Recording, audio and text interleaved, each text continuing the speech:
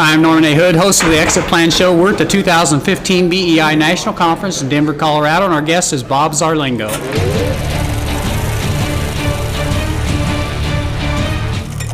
Welcome to the show, Bob. Norm, it's good to see you again. Yeah, well, back in November, you were one of my original guinea pigs. Yep. We filmed in Denver. I enjoyed that. And we've really enjoyed those episodes. Every time I need a laugh, I go back and watch, get a couple of your jokes and that Good. sort of thing.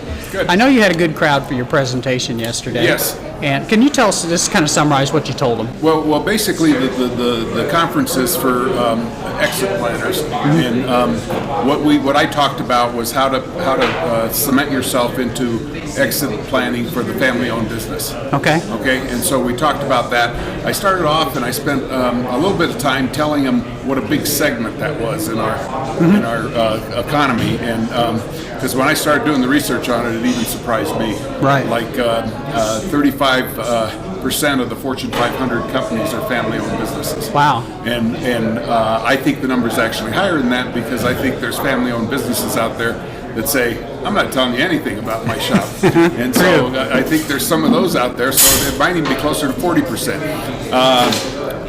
Family-owned businesses have been responsible for over 70% of the increase in jobs over the last 2 years. So it's just a real big segment.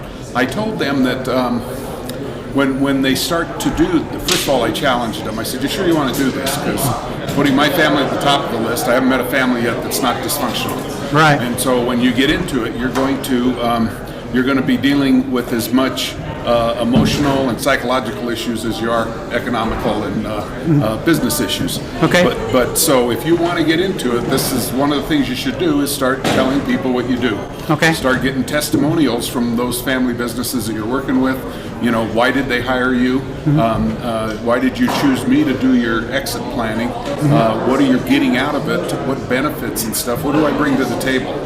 I told them that they have to be cautious to make sure that they don't come into the equation being on one side or the other.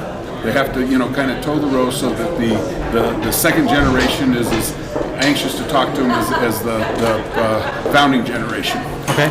And so those are some of the things I did. I said, talk to whoever you can about it and tell them you're doing that. I told them to check with their local university to see if they had any family business institutes, because a lot of them do, and you can go to those and just tell them who you are. You have to be kind of a passive salesman at those, because they don't want you to come and slap in the flesh. But for the most part, no, it was. I felt it was pretty good. Okay. I've had a lot of comments come up, or comments from people coming up and thanking me. I bet you have. All right.